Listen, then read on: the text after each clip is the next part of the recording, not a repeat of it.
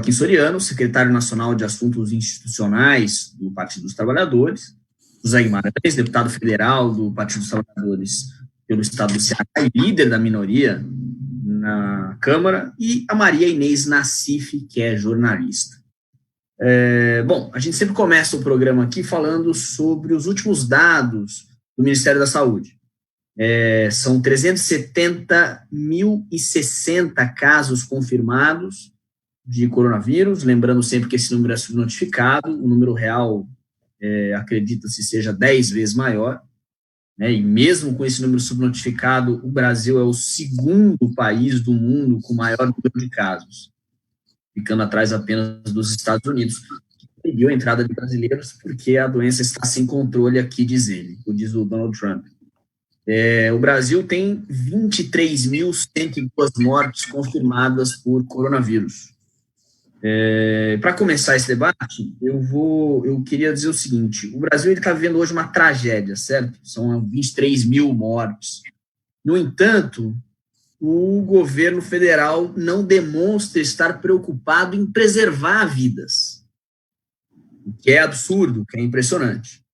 Por outro lado, o governo Bolsonaro declara que vai passar por cima dos mortos, né? Como se fosse algo normal, e pior ainda, como se fosse pelo bem do Brasil, o que é mais inacreditável ainda. Esse caminho que se desenha é, de fato, o caminho do caos? Qual é o objetivo dessa narrativa, enfim, dessa retórica? Eu gostaria de ouvir de vocês, começando pelo deputado José Guimarães. Boa noite, deputado. Opa, o deputado subiu aqui. Bom, boa noite aos nossos telespectadores da TV PT, boa noite o Floriano, Maria Inês Nassif, a você, Pedro. O Brasil já está no caos, não é que caminha. O que nós poderemos ter bem próximo no segundo semestre é um agravamento e um processo de convulsão social jamais visto na história recente do Brasil, porque vão se cruzar duas crises: a sanitária, com a elevação das mortes e as consequências para as famílias brasileiras, e o agravamento da crise econômica. O que nós ouvimos recentemente do ministro Guedes, quando diz que para salvar a economia tem que fazer caixa para vender o resto que nós temos, evidentemente que isso não vai dar certo.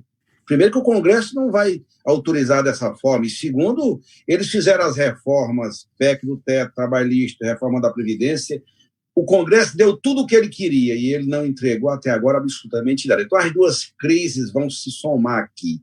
Nós teremos uma situação de perda completa, já se calcula para 25 milhões de pessoas desempregadas, aumenta a taxa de desemprego fortemente, e isso pode gerar um processo de convulsão social grande. Na hora que acabar o auxílio emergencial, que de certa forma contém o ímpeto das pessoas de pelo menos ter alguma coisa para botar na panela, é o linguajar aqui no Nordeste brasileiro, então o caos está instalado. E lembrem-se que esse caos não é produto só da pandemia.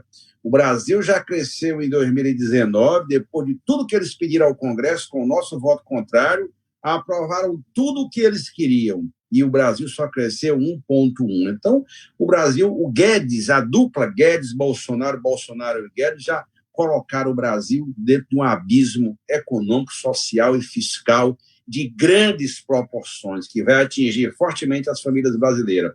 Por isso que essa realidade política vai se alterar profundamente a partir de agosto, setembro, quando as duas crises se somarem, e penso que vai ter um processo de busca de saída para o impasse institucional que o Brasil vai viver no segundo semestre.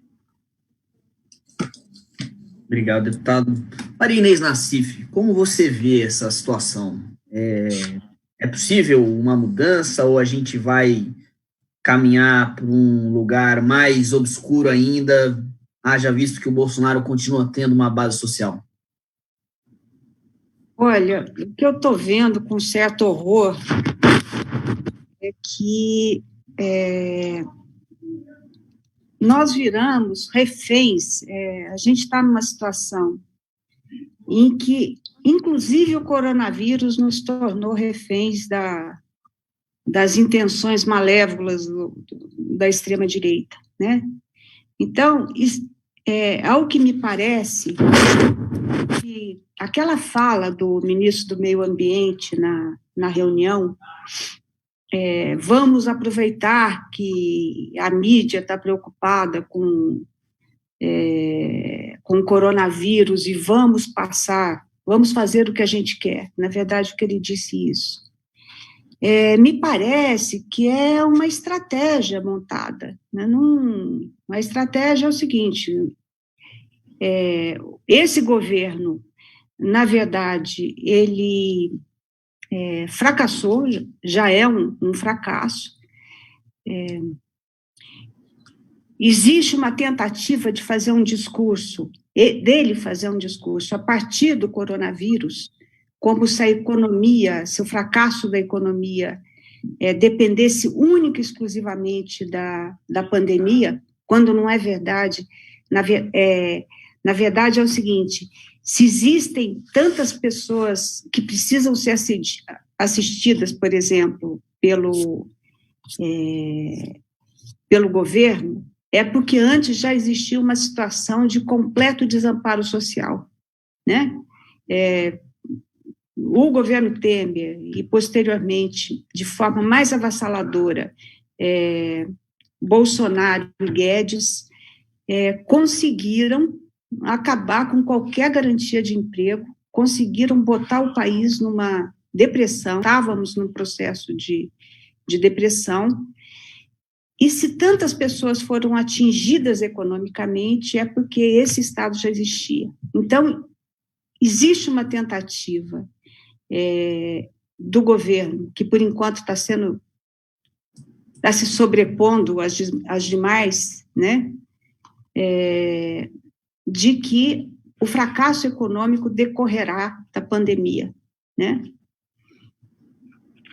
E existe, da mesma forma,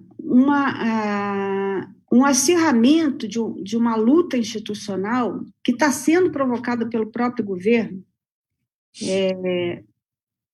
que ela vai tentar resolver pela força no momento seguinte. Eu acho que há uma preparação em curso, que estamos assistindo isolados, que precisamos estar isolados, mas que nós estamos assistindo das nossas janelas, uma articulação em curso para derrubar as instituições, né? Existe a forma como as Forças Armadas estiveram ao lado do Bolsonaro nessa crise aí com o Supremo, para mim não deixa dúvida de que nós não podemos contar com o espírito democrático de Forças Armadas nenhuma, né? A forma como o Bolsonaro falou na reunião que vamos armar sim a população e depois reiterou nos discursos que ele faz aos seus correligionários, isso aí é de uma gravidade. Estamos à beira de uma guerra civil anunciada, né? E o meu temor é o seguinte, que toda essa situação de confronto, que ela foi acirrada nos últimos dias, desde a divulgação do vídeo, ela seja, de alguma forma, para pressionar um estado de sítio, e, a partir daí, a gente simplesmente perdeu o controle, né? Eu tenho lido muito Hannah Arendt, e eu lembro muito do começo do livro dela. Um minuto.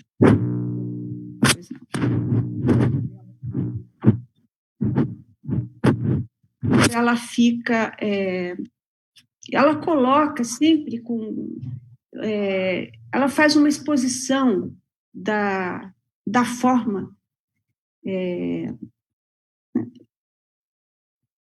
como os judeus foram mortos, né? Do comportamento de ovelhas. Eles foram como ovelhas. Existiam situações onde 30, 40, 50 soldados capturaram e mandaram para campos de concentração centenas de judeus, e não houve nenhuma reação.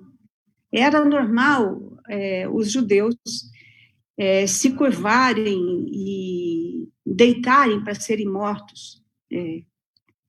Então, isso aí é uma lembrança muito cruel da história, mas que me faz lembrar a situação que nós estamos, até pela própria quarentena, né? Como nós fazemos para não ir como ovelhas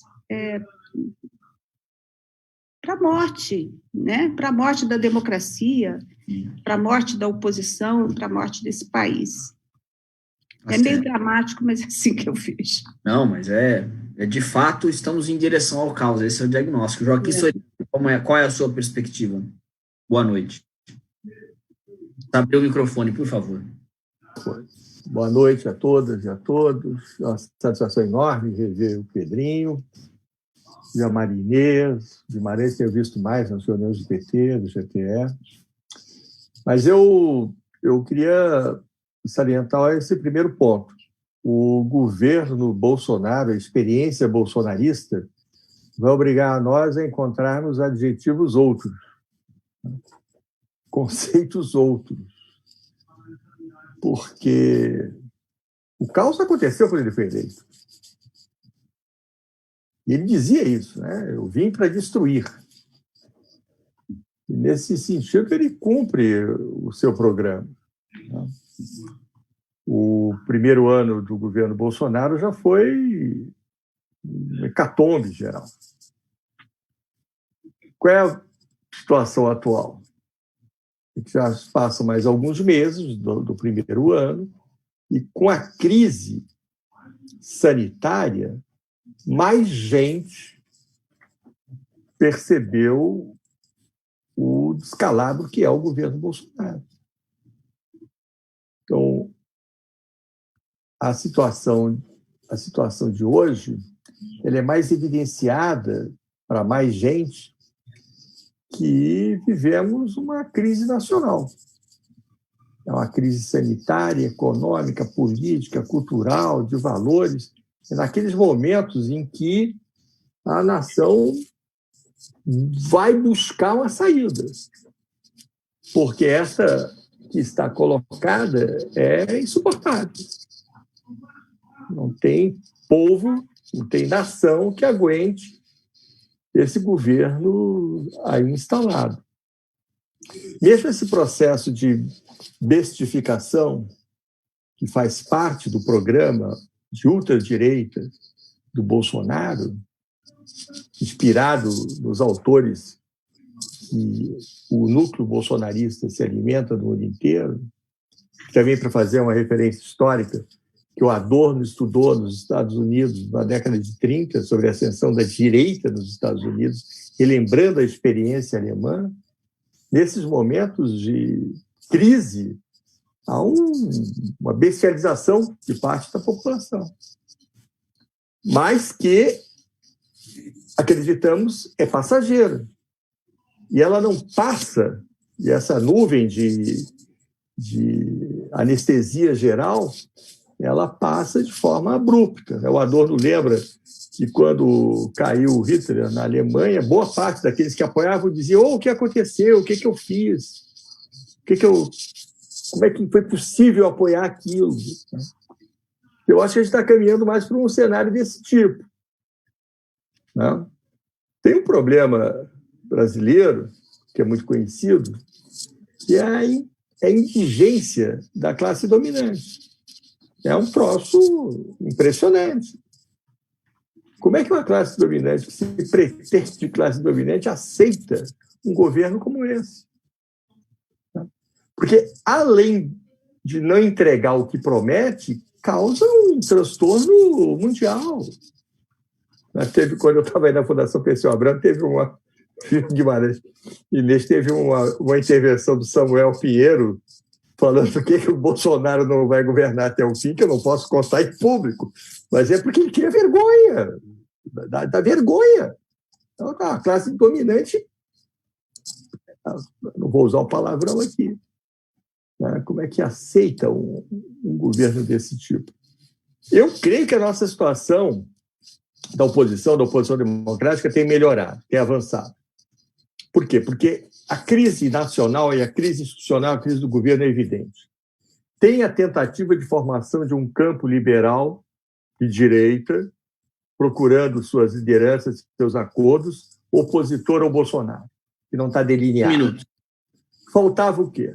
Faltava um campo democrático popular, com vontade de constituir uma oposição e se apresentar como alternativa de governo.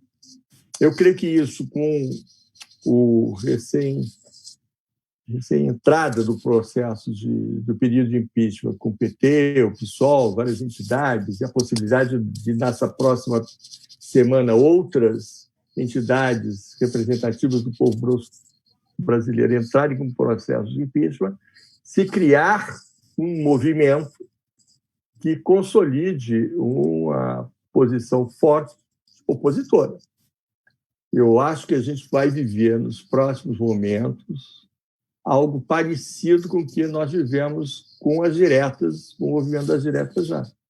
Eu gosto de lembrar isso. O movimento das diretas foi um movimento democrático muito amplo, inclusive nós chegamos a perder na votação da emenda da Dante Oliveira, mas que deu continuidade e preparou a constituição de um campo democrático para enfrentar a nova república, né? O processo constituinte, depois o famoso disputa de 1989. Então, eu, nesse sentido, continuo realista e esperançoso. Maravilha. Deputado Zé Guimarães, o senhor acredita que as demais instituições são capazes de segurar esse rompante golpista do presidente Jair Bolsonaro? E agora, me parece que cada vez mais um grupo de militares que faz parte do governo bem próximo dele, né? O que é um pouco assustador. O microfone, por favor, deputado. Seu microfone desligado, é isso. Eu tive a oportunidade de falar, inclusive, isso hoje para o ex-presidente Lula, me permitam falar, que eu estou reavaliando, como deputado federal que conheço o Congresso, estou reavaliando que a ideia que vinha se estabelecendo é que os militares tutelavam o Bolsonaro. Aquela análise de que o governo Bolsonaro era ancorado, sustentado pelos lavajatistas via Moro, o Guedes na economia com o aval do Maia no Congresso e a família tutelada pelos militares. Eu não sei se estou fazendo uma avaliação precipitada, nem é definitiva, mas acho que hoje o que nós estamos vendo, depois da nota do Heleno, a reação dos comandantes, enfim, do Ministério da Defesa, do que está dentro das polícias militares, a rede de milicianos que eles estão constituindo, eu acho que é o próprio Bolsonaro que está tutelando os militares. É a minha avaliação. Vão aguentar, e eu escuto muito isso, Pedro, viu, Soriano e Inês, é o seguinte, eu escuto muito na Câmara a seguinte frase, mas ninguém tem voto ainda para o impeachment. Porque tem três grandes forças se movimentando dentro e fora do Congresso. Tem a direita, a ultradireita, que, com práticas fascistas que o Bolsonaro hoje comanda. A reunião, o vídeo é nessa linha, não está preocupado com coisa nenhuma, e chega a ser um escárnio, é um horror isso que aconteceu ali, mas ele está sustentando a base dele, os 25%. Ele quer esse nicho, ele precisa sustentar. Para isso, ele ameaça qualquer ordenamento jurídico democrático, as instituições do Congresso Supremo, e fim de papo. O Bolsonaro foi para cima.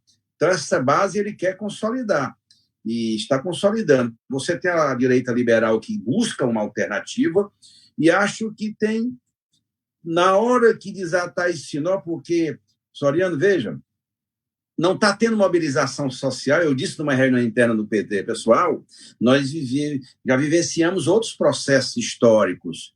A pandemia dificulta, por conta do isolamento social que é correto, as pessoas saírem na rua. Eu não tenho dúvida, quando terminar essa pandemia, quando a coisa for diminuindo aí, se é que vai diminuir, porque nós estamos muito na insegurança, no chute, não tem nada ainda comprovadamente até que quando é que termina essa pandemia, eu acho que vai ter mobilização social de rua, sim, vai ter pressão pelo impeachment, porque o horror está instalado no país. Aí é nessa hora que a centro-direita vai se mobilizar. Eu não tenho dúvida, pelas conversas que eu venho tendo, o PSDB, parte do DEM, 2/3 do PSL, Cidadania, PMDB, algumas forças da centro-direita, elas trabalham com a ideia. Eu ouvi a seguinte frase de um grande governador, não é grande governador pelo que ele faz ou não faz, de um governador importante do Estado. Ele falou assim: Zé, deixa passar a pandemia que nós vamos tirá-lo. Então, vai ter sim um movimento. Aí, qual vai ser o problema, o desafio que vai estar posto para nós? Qual saída? Mais uma vez, vai ser uma saída pelo alto? Vai ser uma saída que o povo vai ser excluído ou não? Vai depender do grau de radicalidade e da capacidade política das forças de oposição de construir um caminho pela esquerda. Eu tenho esse sentimento. O impeachment agora, diz assim, não vai dar. Eu sei que não tem voto para aprovar o impeachment agora. O impeachment é um processo constituinte que poderá se concretizar no segundo semestre, viu, Inês e Soriano? Eu percebo isso. O ambiente não é mais o mesmo. É claro que ele tem força. Agora, vai ter pressão sobre o Congresso. O Maia não vai poder silenciar até o final do ano. Não vai. Nós temos um processo de sucessão na Câmara. Então, essa crise que é de grande dimensão vai ter um encontro com a história do Brasil. Acho que vai ser no segundo semestre. E eu vejo, sim, que há possibilidade de o movimento pelo impeachment, pelo fora Bolsonaro se ampliar e ter um confronto institucional. Não é um confronto como em épocas recentes, não, tira o colo e tal. Vai ter uma confrontação, porque é o padrão do Bolsonaro. É o estilo, é o padrão, é o que ele pensa, é o que ele introduz como método e como ideologia no comando do país. Vai ter uma confrontação. E é bom as forças de esquerda se prepararem para o pior, a não ser que recuemos, vamos para casa. Não, eu acho que vai ter, como em outros períodos, vai ter sim uma confrontação no segundo semestre. Alguém pode dizer para mim, mas tu está muito o caos, mas vai ser isso, porque na hora que a pandemia arrefecer, eu não tenho dúvida, Soriano, vai ter uma confrontação de classes no país. E, portanto, qual o caminho que a esquerda vai trilhar? Aí tem uma interrogação do tamanho do mundo, porque nem toda a esquerda, desculpe a minha franqueza, vai querer um caminho. Lembra? Vamos evitar o pior, vamos fazer um governo de unidade nacional. Mas unidade nacional em torno de quê e de qual programa? Portanto, isso tudo vai estar no bojo desse debate que nós vamos viver dentro e fora do PT no segundo semestre. Pois é, só queria fazer uma observação, pode ser? Eu concordo plenamente. E o que eu penso é o seguinte, essa ideia de solução pelo alto é uma coisa muito complicada hoje. Não é uma solução como era em 85. Em 85, claro, tinha um governo militar já nos estertores, né? As Forças Armadas querendo, de alguma forma, uma solução de saída, e tinha uma oposição de centro que era confiável aos militares e que conseguiu, de alguma forma, segurar a onda ali, né? Levar o país para a transição. Hoje é o seguinte, nós temos uma sociedade completamente desmobilizada. Eu acho que todo o processo de ataques, o processo de destruição do PT via justiça, via meios de comunicação, dentro da política, pelo impeachment da Dilma, foi um processo de corrosão das instituições, né? O judiciário que fez todo esse serviço sujo, hoje ele está sendo questionado pelo cara que quer ser o ditador. O judiciário se fragilizou, e a gente falava isso, desde do mensalão a gente dizia, né, que deixar as garantias de lado, passar a atuar politicamente, teria algum tipo de decorrência. né? Então, assim, uma solução de um acordão geral com...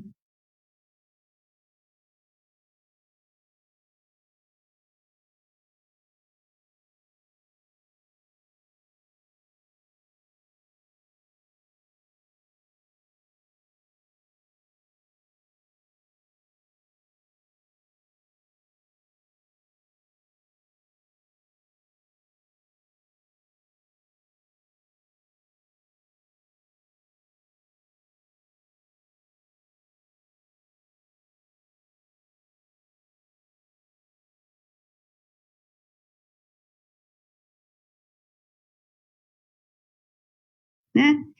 Então, assim, uma solução de um acordão geral com...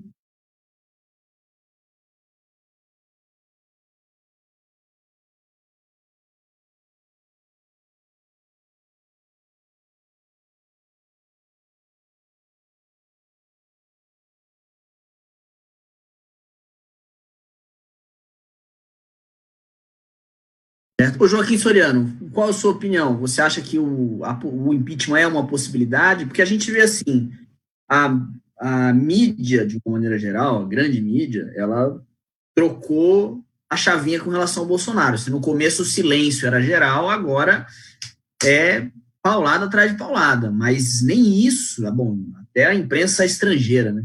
Mas nem isso está conseguindo desmontá-lo, né? Tirar dali, ao contrário, está fazendo com que ele radicalize mais.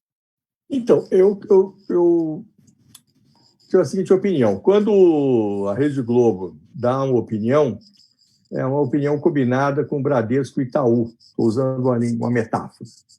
A Marinês sabe disso mais que eu. Mas é isso. E, olha, a Globo bate de leve.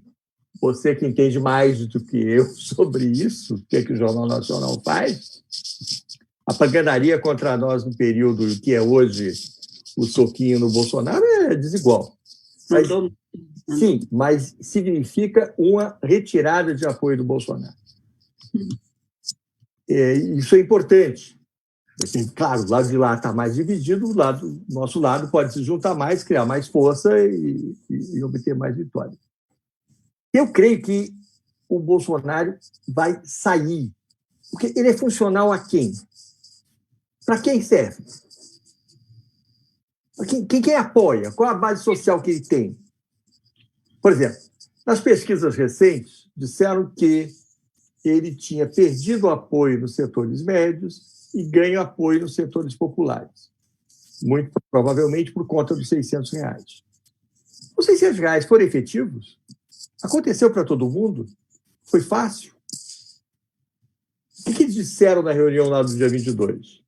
Então, eu creio que o futuro imediato é de retirada de apoio do Bolsonaro. Retirada de apoio do Bolsonaro. Apoio popular. Isso é fundamental.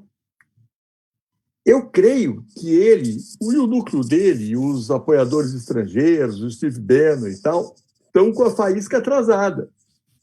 Ainda tomam atitudes pensando que ele tem um núcleo duro de 25%, 30%. Não creio nisso. Eu creio que a erosão do apoio popular do Bolsonaro está se reduzindo ao núcleo que ele tinha na largada das eleições. Que é isso que vocês falaram. É gente das polícias militares, é gente das igrejas neopentecostais que declaram, as denominações que declaram apoio radical a ele, que é esses circuitos de luta MMA, que são circuitos mais reduzidos. Aquela enorme expansão que ele teve dos 12, 15 aos 50 está erodindo uma velocidade brutal. Ele vai... O futuro próximo, o futuro imediato é isolamento social dele. Então, ele vai continuar o método dele, que é falar para a turma dele, só que a turma dele está encolhendo. Eu também acho que o apoio erodiu, só que a gente está falando de aparelho de coação na mão dele. Então, assim, o processo de fascistização, eu acho que isso é só uma variável, né? Então, mas preste atenção. O que é essa base popular das polícias militares, etc. e tal, quando o teu irmão está desempregado, o teu vizinho não tem alocação de nenhuma fonte de renda, e o aparato central do Exército, analisem com atenção. Analisem com atenção. O que os militares estão fazendo é conseguir, para a corporação deles, benefícios imediatos. Não só em matéria de salário, rendimentos e tal, mas das empresas que eles estão revigorando, do orçamento que eles têm para o Exército, para a Defesa, para a Aeronáutica, em montante cada vez maior. E por que vai ter uma aventura militar se analisa enquanto está muito bom assim? Para quê? Tem sempre que se perguntar isso. Analisa. Vai ter um endurecimento do regime por conta do aparato de coação que você está lembrando, mas para quê? Com que sustentação? Então, a gente tem que perguntar, porque senão o discurso, a retórica do totalitarismo, o proto-fascista, fascista, pode nublar o nosso raciocínio. Joaquim, só para ajudar aí, Pedro, se você permite, eu acho que isso que você está levantando vai estar umbilicalmente vinculado ao agravamento da crise econômica e das condições sociais do país. Porque o que a Marinês está dizendo é o seguinte, ele tem os instrumentos de coação e não medirá esforço para mantê-los, na lei ou na marra. O problema é que tem um imponderável, a crise econômica vai se agravar de tal ordem que não tem Guedes que dê jeito, porque o Brasil vai entrar num processo de depressão econômica, a recessão está aí, o emprego e tudo. Então, vai ter uma situação que ninguém controla. Até porque eu acho que, quando for passando a pandemia, eu não acredito que o Brasil não tenha essa tradição de tanta passividade, de perceber o que está acontecendo hoje, a dimensão dessa crise, as pessoas ficarem em casa. O isolamento social, a pandemia, está ajudando a ele não ter mobilização. Mas eu tenho a percepção de que, logo teremos grandes mobilizações.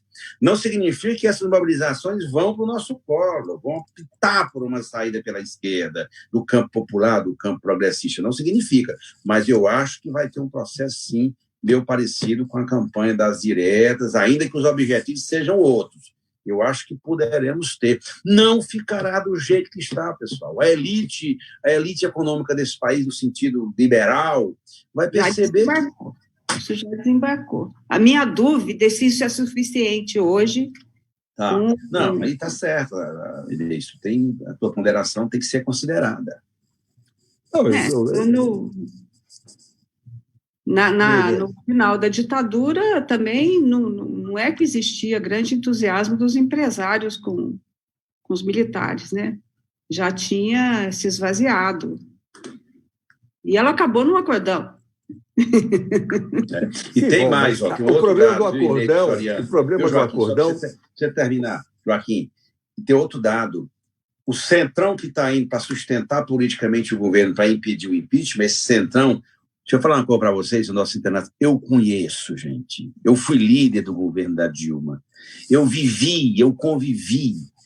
Essa gente, com a rapidez que vai, é a mesma rapidez para sair. Depende do grau de agravamento da crise no país e dentro do Congresso, que é assim, ó, na hora que instala, é rapidinho. Então, eu acho que é um campo muito em aberto e nós não podemos... Por isso que foi importante esse pedido de impeachment amplo que foi feito por as entidades, pelos partidos do campo da esquerda. Você vai construindo uma mobilização para o povo na rua no segundo semestre. É minha percepção. Deputado, tem uma variável que eu não sei, que eu queria saber do senhor, a sua opinião. É o seguinte, nos velhos tempos, no período de transição aí do governo militar para o civil, você tinha esse centrão, mas era um centrão que era composto por oligarquias locais, apadrinhados de oligarquias, aquele velho patrimonialismo brasileiro, eram bancadas grandes, conservadoras, altamente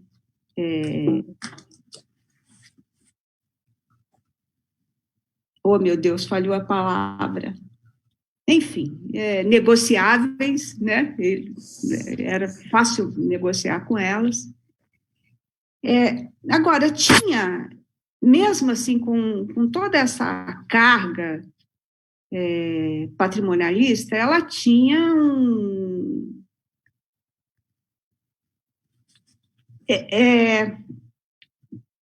ela ia para onde você estava falando, ela ia para onde ia a onda. Existia um objetivo político. A política lá era o negócio, né? Mas era um negócio regional, um negócio de oligarquias locais, era um negócio mais com alguma organicidade, digamos assim, né? A partir do Eduardo Cunha, da eleição de 2014, né, com a bancada do Eduardo Cunha, eu acho que esse perfil mudou muito. Na verdade, o caixa do Eduardo Cunha acabou financiando pessoas que não tinham nem vínculo com oligarquias locais. São aqueles desgarrados, é o lumpen da política. Eu acho que mudou Mas Marinês, em 18 isso piorou, né? Com a bancada do Bolsonaro. E agora, em 18, piorou. Então, assim, desde 14, a gente está tendo uma mudança desse perfil do Centrão. Então, são negócios pessoais. Negócios pessoais que eu não sei se as pessoas têm uma estatura de colocar isso numa perspectiva de continuidade deles na política. Eles não têm... Inês, você tem razão, né? Eles, se você comparar... Eu me lembro, né, Soriano, o Ricardo Fiuza, que era a expressão do Centrão. Uhum. Nós tínhamos um Centrão naquela época que era sustentado pelas oligarquias locais, mas eles expressavam a ideia de poder aqui, né? Foi isso na Constituinte, quando elaboraram os principais temas na área econômica, né? Isso tinha uma cara, tinha uma feição. Ideológica. Agora, né? Uma feição ideológica. Eu me lembro bem o Ricardo Fiuza. Depois nasceu, a partir dele, o filho do Antônio Carlos Magalhães, o próprio. Então, você tinha uma castra ideológica que fazia ali a mediação sustentada pelas oligarquias. Agora, o rei está nu, porque, digamos assim, é um bando de aventureiros. No início do governo, 2019, eu usei uma expressão assim, é um governo de corsários. Não, são piratas, não tem projeto, não tem ficar no governo, não tem nada. É passar rápido, rapinar, botar no bolso e ir embora. Eu vi uma coisa Congresso assim, também aconteceu isso. Furto de miliciano. Isso aí assim, é mentalidade mais de miliciano do que de oligarquia. Né? Eu ouvi a minha seguinte... dúvida é se esses caras vão numa onda de opinião pública e vão lá apoiar o impeachment por conta de uma onda de opinião pública. E pesa a seguinte coisa, o pessoal fala assim, veja só, gente, a que ponto nós chegamos. As forças de esquerda, vou dar o exemplo do Nordeste, eles falam assim, as forças de esquerda do campo de esquerda, PT, PSB, e mesmo onde tem o PMDB, a progressista domina o Nordeste. Nós que estamos no Nordeste, nós somos a oposição a eles e nem temos governo federal. Não tem saída para a gente sobreviver, nós vamos pegar esse negócio aqui do governo federal, porque senão nós vamos ser aniquilados eleitoralmente. Então, é isso que está. Por isso que essa coisa não tem sustentação programática nem ideológica. Na hora que vier uma tromba d'água, como se diz aqui, uma tromba d'água, corre todo mundo, passa por cima. Então, o Brasil também está muito vulnerável a esse apartheid, que é um bando de gente. Pessoal, eu estou na Câmara, viu, Pedro? Me permita, Soriano me conhece bem, Maria Inês. Eu cheguei na Câmara em 2007. Minha primeira eleição para deputado federal foi em 2006. Muito difícil naquele momento. Até porque, enfim, você analisando de lá para cá, cada legislatura, olhe, é um negócio inacreditável hoje a composição social do Congresso Nacional. Meu Deus, às vezes dá até desânimo. Eu cheguei mesmo a pensar, vocês sabem, Soriano, de ser secretário de Estado aqui no Ceará, porque quem viveu o auge do nosso governo, os debates que fazia na defesa do governo, é o meio que você se sente despossuído, sem alternativa lá dentro. Agora que a coisa começou a engrenar um pouco, o esforço que estamos fazendo pelo lado da oposição, mas é muito difícil, porque não prevalece nada de ideia. É o bate-bate sem resultado nenhum. Ainda bem que nessa pandemia agora nós estamos fazendo muito, estamos trabalhando bem, o PT tem sido muito correto e está atuando bem com outras forças na votação desses projetos importantes, pelo menos para ajudar o povo. Aqui o Brasil está entregue, digamos assim, ao mundo da desordem.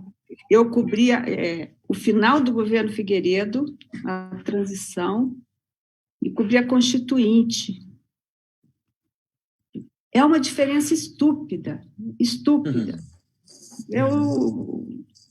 A negociação ideológica que ocorria dentro do Centrão, no mínimo, dava a garantia de...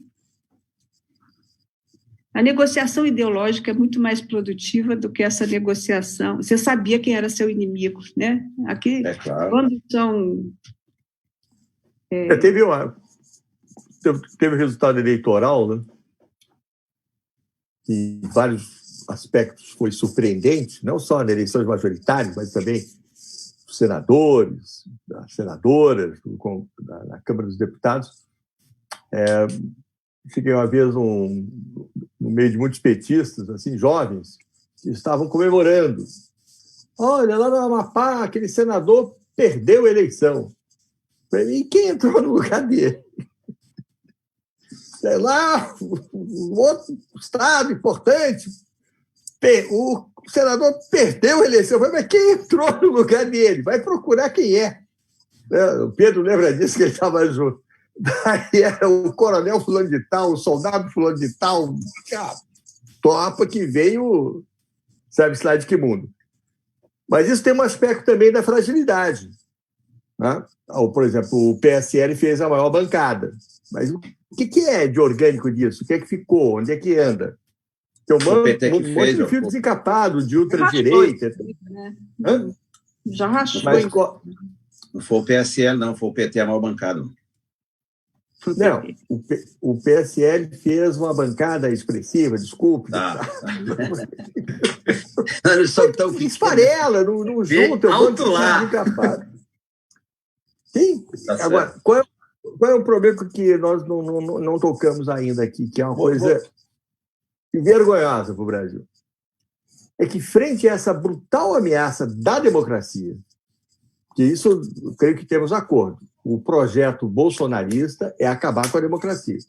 Essa gangue que tomou vários governos do mundo quer a reeleição, luta para isso, para acabar com a democracia. E a reação do Supremo Tribunal Federal, por exemplo, é uma coisa vergonhosa. Vergonhosa. As instituições, Flávio, não se respeitam. Então, você acha que... Maria Alice falou no começo lá, não tem só a banalização da maldade, né? É isso que você se referia. Mas tem a banalização da democracia. Nada é para valer. Nada é sério. Nada se dá consequência. Então, eu creio que isso também é um elemento importante para o campo democrático popular, para revigorar essa disputa democrática, de exigir que...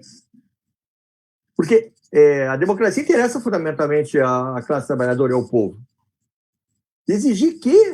Porque é uma coisa impressionante. A reunião do dia 22, essa que saiu no jornal, e tal, mesmo no campo da esquerda, tem muita gente fazendo comentários que a mim não convence, né, que foi propaganda do Moro a favor do Bolsonaro. Não gosto disso. Eu acho que o Bolsonaro perdeu muito. O governo perdeu muito.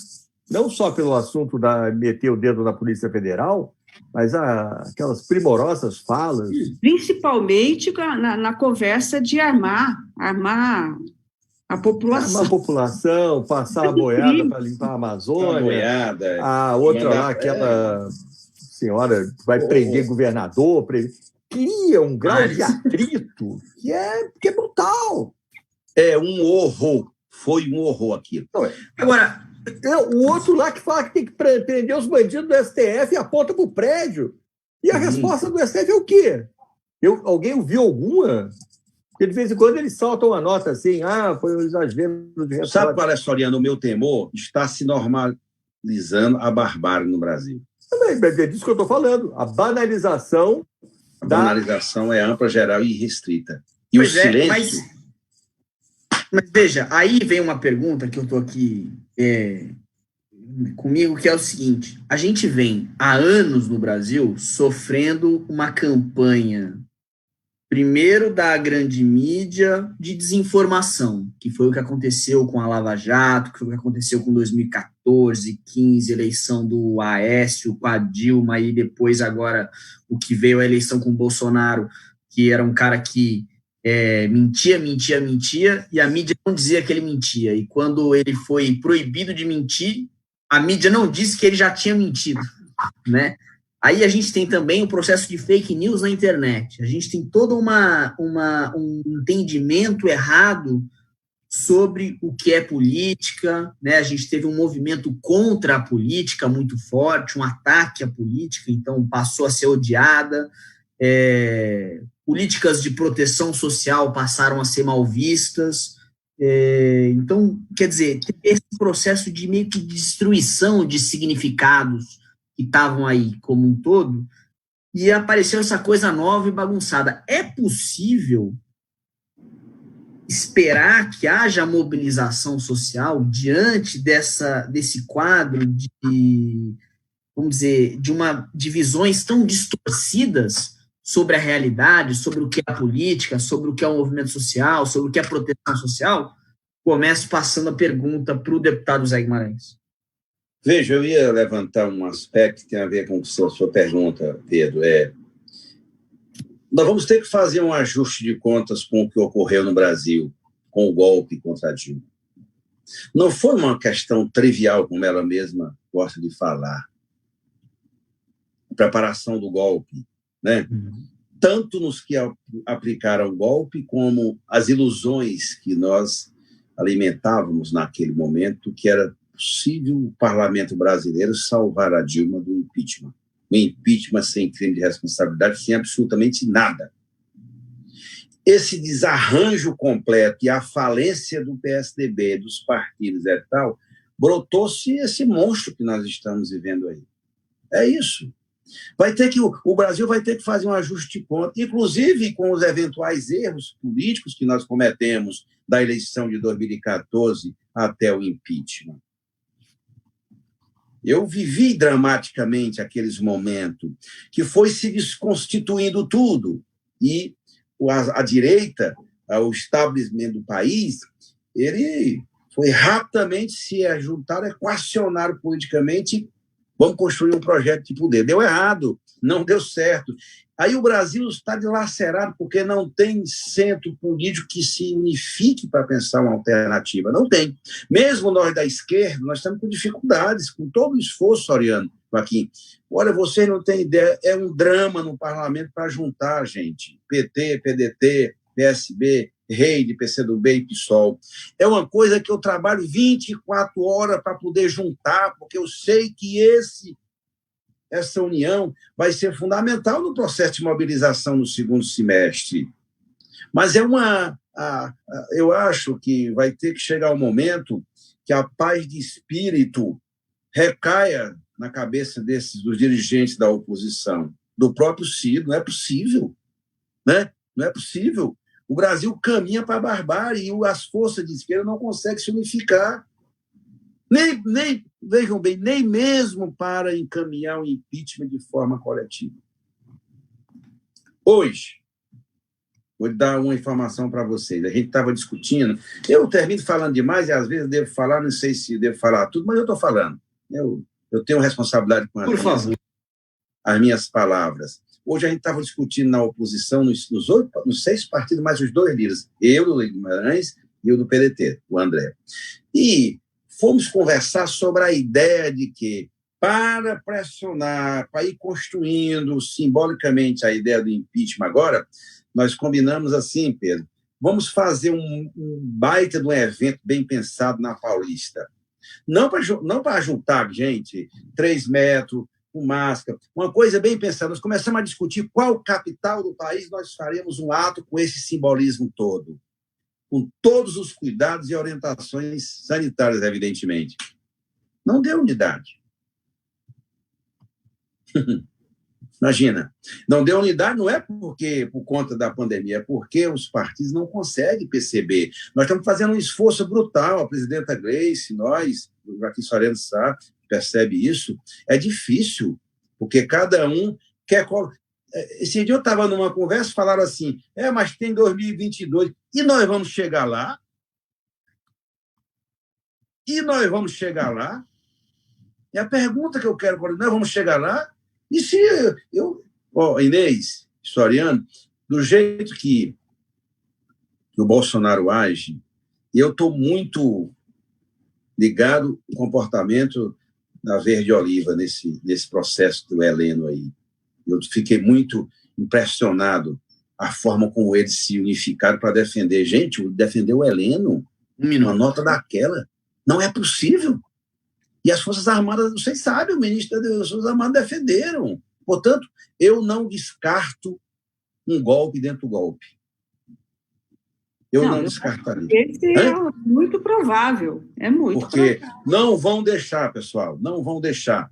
E na hora que criar as condições de mobilização para o impeachment, Soriano, eles vão reagir. Você pode ter certeza. Portanto, o momento não é trivial, é muito grave. Eu estou chamando a atenção porque, para mim, para nós que somos do PT, a responsabilidade do PT é para muito além do trivial do que está fazendo no dia a dia com competência na Câmara.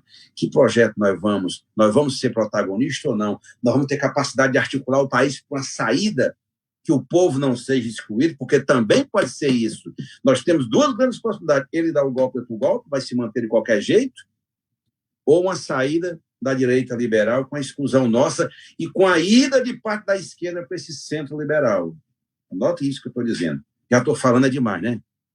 Falou muito bem. Deixa eu só complementar uma coisa aqui, mas eu acho muito importante isso que você mencionou e esse trabalho que você e outros companheiros e companheiras fazem aí na Câmara, mas não só na Câmara, que é essa ideia da frente de esquerda. Claro. É impressionante, porque nessa situação que o lado de lá divide e do lado de cá a gente não unifica, é um negócio, é um contrassenso. E, como sabemos, as hipóteses prováveis, as hipóteses possíveis, serão à medida da correlação de forças. Então, é uma crise nacional, tem alternativas sendo articuladas, organizadas e tal. Inclusive essas, do golpe no golpe, de endurecimento, participação das Forças Armadas e tal. Claro. Mas tem que ver aí, isso eu insisto muito, como que as classes sociais fundamentais estão se comportando e sustentando o quê?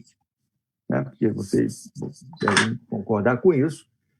Mesmo experiências de totalitarismo, de golpes militares, tentativas de golpe militar, se não tiver apoio social, e eu não digo, quando eu falo apoio social, não digo só apoio popular. Se não tiver apoio social, não vingam. Não tem golpe pelo golpe. Tem golpe em defesa de interesses, de classe, etc. e tal. Então, tem que ver se essa hipótese é razoável no Brasil de hoje, no mundo de hoje. Para ver se é uma hipótese, qual o grau, digamos assim, de probabilidade que ela tenha.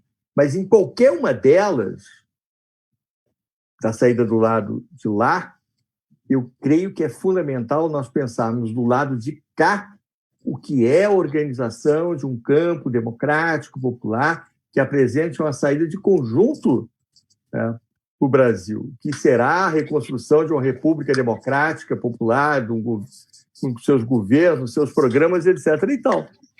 E isso não significa que vai ser realizado no semestre que vem ou no ano que vem, mas é a organização de uma saída estratégica para o Brasil. Porque o que esse modo de produção capitalista impõe para a humanidade hoje é o fim, é o sem saída. Não é um problema tático conjuntural da política mais ou menos austera. O que essa turma da ultradireita que se organiza no planeta para governo para criar sua internacional, é a destruição da civilização tal qual nós conhecemos até agora. É pela primeira vez na história prescindir da quantidade de pessoas que existem para vender a sua força de trabalho. É criar uma dicotomia entre uma classe dominante absolutamente apartada da maioria da população que vive perambulando com a miséria. É a destruição do planeta no sentido físico. É disso que nós estamos falando, não é do... Né? Então, como aqui no Brasil tivemos a desgraça de ter um representante dessa coisa, que é esse Bolsonaro, nós temos a responsabilidade de construir essa força social e política. Né? Não é... Eu gosto muito dessa frase que Guimarães repetiu várias vezes, só que não é trivial, é urgente organizar essa resposta. Né? Agora, eu ia aqui conversando... Marinês, eu vou passar a palavra para você. Eu só queria pedir o seguinte, nessa mesma toada que a gente falou aqui, eu queria que você também comentasse para a gente se é possível, quer dizer, essa mobilização sem que a grande mídia faça uma autocrítica sobre tudo que aconteceu, quer dizer, se é possível ressignificar tudo isso sem que ela declare... Olha, eu acho assim que para as esquerdas em geral, para o PT em particular, essa grande mídia não vai rever nada, né? Eu acho que, de alguma forma, está revendo, colocando como atores de oposição o centro liberal aí, né? Eu acho que a gente tem que arrumar formas de coesão entre as esquerdas e de luta que não conte com a grande imprensa. A experiência que a gente tem praticamente desde a eleição do Lula é assim, de total colaboração, de total cumplicidade entre as forças aí de direita, as forças de direita desse processo. Se a gente tem um governo Bolsonaro hoje, é porque mídia e a elite brasileira, as classes dominantes brasileiras, conspiraram o tempo todo, né? E, assim, me causa espécie, eu assisto pouca televisão e agora estou assistindo muita, por razões óbvias, né, que toda hora acontece alguma coisa. Eu não sei se vocês perceberam, essa história de ignorar o PT simplesmente apagou o PT do mapa. Quando eles colocam a esquerda, eles vão colocando opiniões de esquerda que não trazem a ideia de coesão e de proximidade entre elas, né? Pegam pessoas que eu acho que têm uma baita liderança, uma baita importância, tipo Freixo, mas que em termos de... Freixo e outras pessoas, enfim, mas que o grau de... a correspondência eleitoral, a correspondência de... não está certa, né? Então, existe uma estratégia aí de ignorar a principal força de esquerda, que continua sendo o PT, né? O PT está correndo um sério risco, eu acho que vocês sabem disso, tanto quanto eu, ou mais do que eu. Eu acho que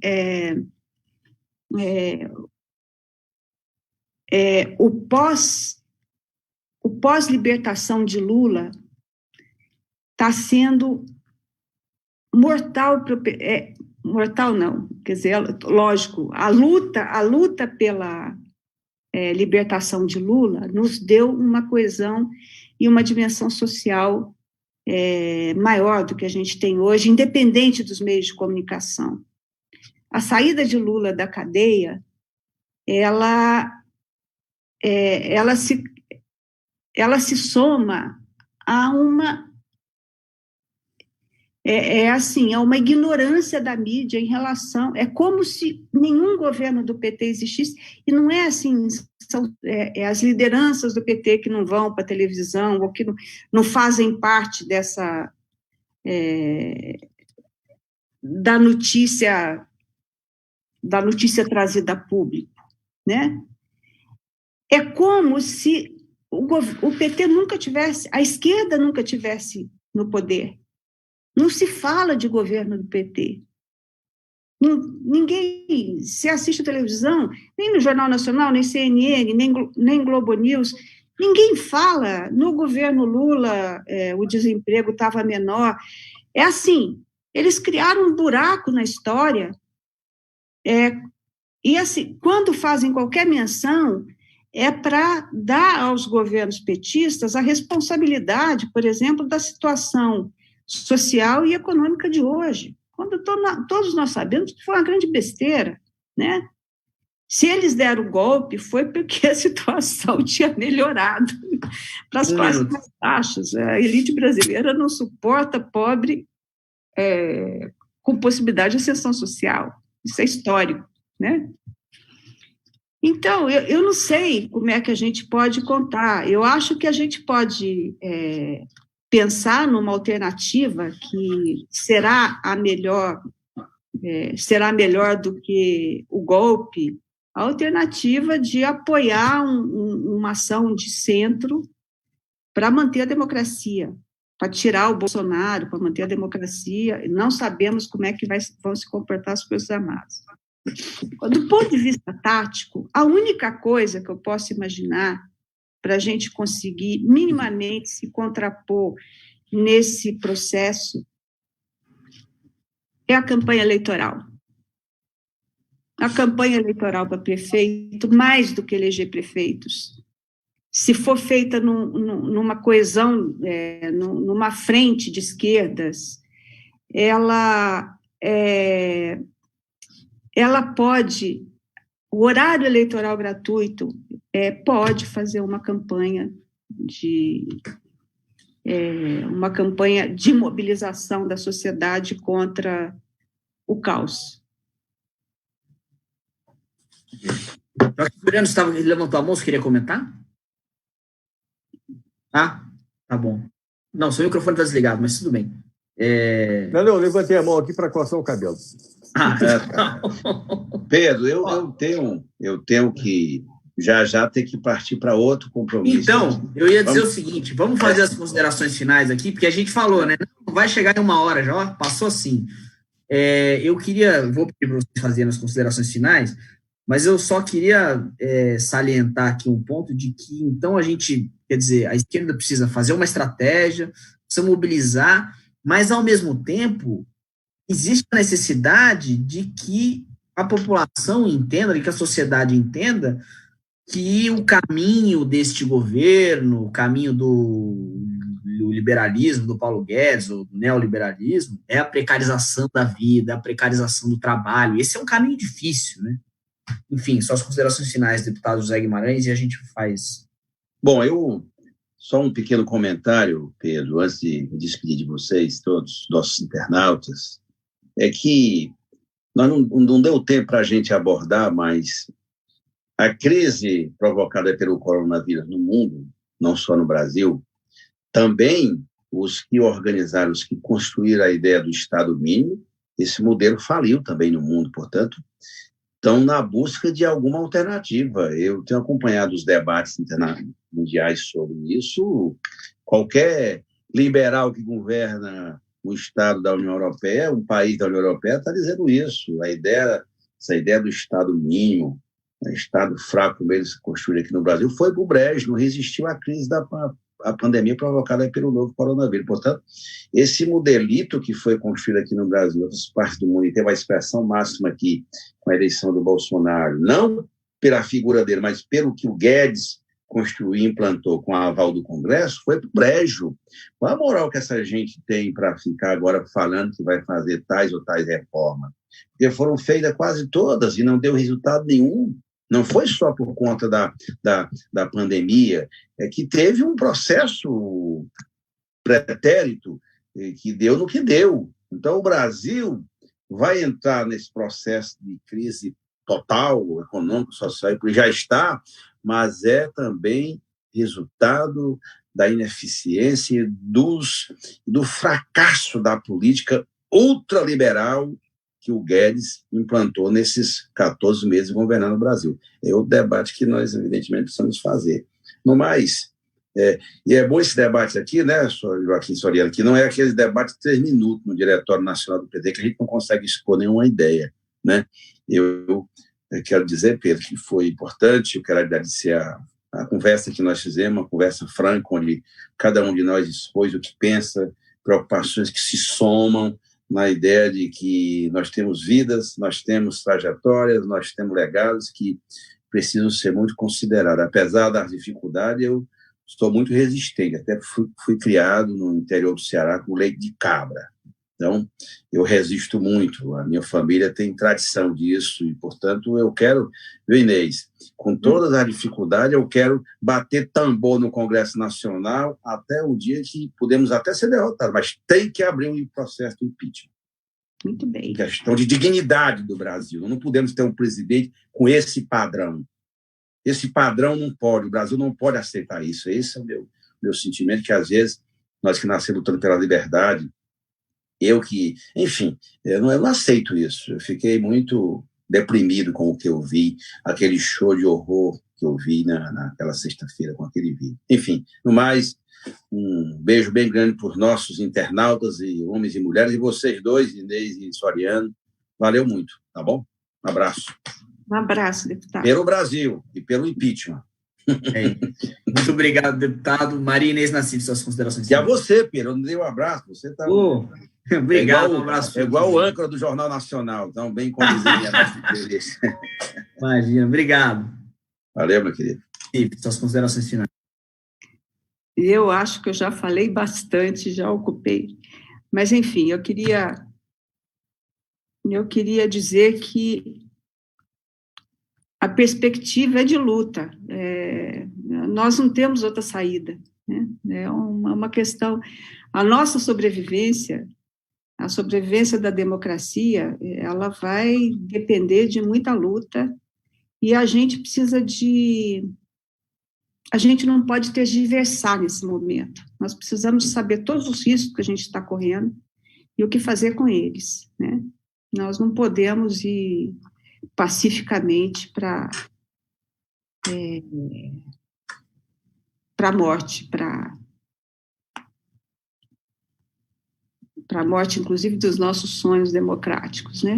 Então, eu queria despedir de todo mundo, agradecer, eu acho que o debate foi ótimo, e continuaremos debatendo e fazendo política até isso acabar. Não, até enquanto a gente viver, né? Certo. Muito obrigado, Maria Inês. Joaquim Soriano, suas considerações finais. Então, eu adorei ouvir a Maria Inês, fazia tempo que não ouvia, encontrar o Pedro Guimarães, como a gente já sabe, nos encontramos com mais a miúde, mas também fiquei muito feliz em ouvir o companheiro Guimarães, e, como ele disse, com mais tempo para o debate, para a conversa, temos mais identidade de ponto de vista comum do que muitas vezes os 3 minutos da reunião do PT nos impõe. Gostei muito. E quero dizer o seguinte, eu continuo a dizer que nós temos um longo processo pela frente. Mas não adianta dizer que vai ser um longo processo, porque ele tem que começar agora. Então, o impeachment do Bolsonaro. Sabemos qual é o resultado? Mas não sabemos. Pode continuar Bolsonaro, pode dar Mourão, mas a nossa luta não para aí. A nossa luta permanente é para a constituição de um campo democrático, popular, para ter força social e política para colocar o Brasil num outro rumo. A refundação de uma nação, uma república democrática, popular, com inserção soberana no planeta, no mundo. Tá? Pelo menos isso. Pelo menos isso. E se a gente não se junta com o que tem de esquerda, progressismo em todo o mundo, essa eu creio que é uma mensagem fundamental para ficar na nossa cabeça. O lado do capitalismo, o capitalismo nessa sua fase draconiana leva ao fim da civilização, da humanidade, do planeta. É contra isso que nós brigamos e é a favor da organização de uma nova civilização, de uma forma de sociabilidade, de uma outra sociedade que nós lutamos. Isso a gente precisa apresentar para o mundo, né? Especialmente para a juventude, especialmente para a quantidade enorme de companheiras mulheres que vieram para a luta mais recentemente, os companheiros que lutam contra a opressão racial no Brasil e no mundo, que a gente tem um olhar para o sul do mundo, que a gente dê as mãos e enfrente estes demônios. Abraço para todo mundo. Um abraço. Boa noite. Um abraço, grande. Muito obrigado, Joaquim. Muito obrigado, Marinei. Muito obrigado, deputado Zé Guimarães. Foi um prazer, a conversa muito boa. Muito obrigado a você que nos assistiu. Lembrem-se, se inscrevam no canal, apertem o sininho para receber as notificações aí no canal do YouTube do Partido dos Trabalhadores. E é isso. Amanhã, às 11 da manhã, a gente vai ter uma conversa aqui sobre a violência do Estado contra a população negra. Então, muito obrigado e até a próxima. Um abraço.